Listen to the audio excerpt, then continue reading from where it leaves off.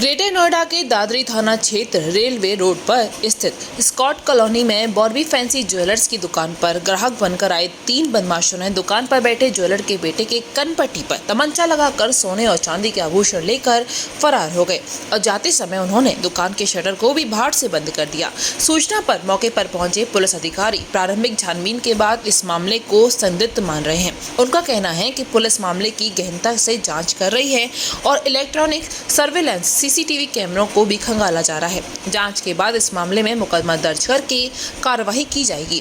Bobby fancy jewellery की इसी दुकान को 3 बदमाशों हथियारों के बल पर लूटपाट की थी। लूट की सूचना के बाद पुलिस अधिकारी मौके पर पहुंच गए और मामले की जांच शुरू कर दी। पुलिस के अनुसार लूट की घटना जिस समय हुई उस समय दुकान पर बॉबी का बेटा यश दुकान पर बैठा हुआ था। तभी एक मोटरसाइकिल पर 3 बदमाश दुकान पर आए और आभूषण खरीदने की बात कही।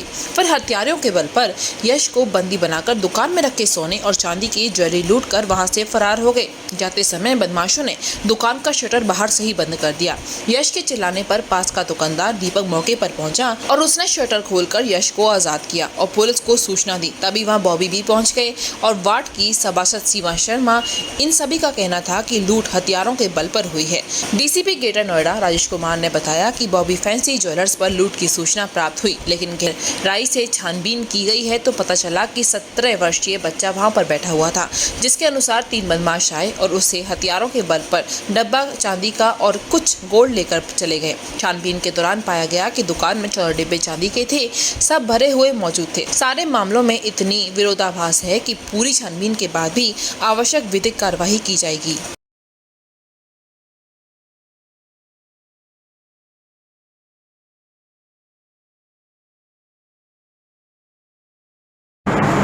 देखिए, बॉबी फैंसी ज्वेलर्स है स्कॉट कॉलोनी में।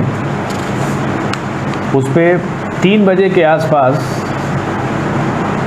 लूट की सूचना प्राप्त हुई। उसमें गहराई से छानबीन की गई। 17 वर्षीय बच्चा वहाँ पे बैठा हुआ था। उसके बताए अनुसार 3 बदमाश आए और 2 डब्बा चांदी का और कुछ गोल्ड ले गए।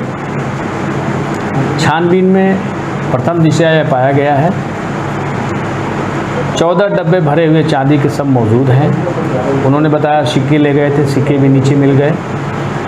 नगद रुपया 9,000 था, वो भी मिल गया है। अब इनका कहना है कि लगभग 100 ग्राम के आसपास सोने का सामान हमारा गया होगा। इस पे गहराई से छानबीन की जा रही है।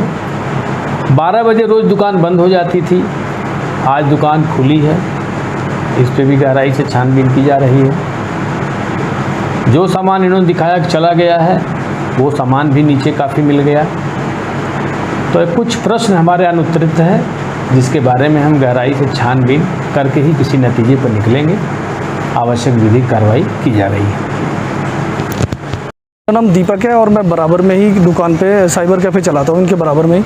और जो लड़का बता रहा था, वो लड़का ये बता रहा था कि 3 लड़के आए हैं बिग बाइक पे, अंदर आए हैं ग्राहक बन के और इससे मोल भाव किया है और दुकान का इससे लॉकर वॉकर खुलवा के सामान इससे लिया है। और लेने के बाद जो बोला है कि इसके बंदूक लगा के और शटर डाल के और वो फिर भाग गया है। इसने आवाज़ मारी है, मैं भी फिर गया हूँ और मैंने इससे शटर उठाया। सर तकरीबन क्या बजे की बात है? 2:30 से 3 बजे की बात है सर। मेरा बेटा दुकान पर बैठा हुआ था, 3 बंदे आए, उन्होंने उसके तमंचा लगाया और बोला कि जो भी माल है चुपचाप उसको निकाल के दे दे। और उन्होंने सारा ही सामान जो था सोने का था, तकरीबन 100 से 150 ग्राम, और 2 डिब्बे फाइल के भरे हुए थे, 1 डिब्बा सिक्कों के भरे हुए थे। कितने बदमाश थे? 3 बदमाश थे। कितनी देर? और ये बेटा ये कह रहा है कि ये जो गोली है ना, ये उनके हाथ से गिर गई। उनका तमंचे थे 2, ये उनके पास थे। उन्होंने इसके लगाया और सामान भरा, शटर बंद करके बाहर से, और वो चले गए। उन्होंने इसके एक ने मुंह में लगाया इसके तमंचा, एक ने कोक में लगाया। 3 बंदे थे, एक बंदा वहाँ बाहर खड़ा था और वो सामान भर के सारा ले गए। विश्व स्तरीय चिकित्सा सुविधाओं से युक्त JP diagnostics radiology and pathology centre, Mathura का पहला complete radiology and pathology diagnostic facility से सुसज्जित। Doctor Deepak Agarwal and doctor Nidhi Agarwal. JSR tower, Govardhan crossing,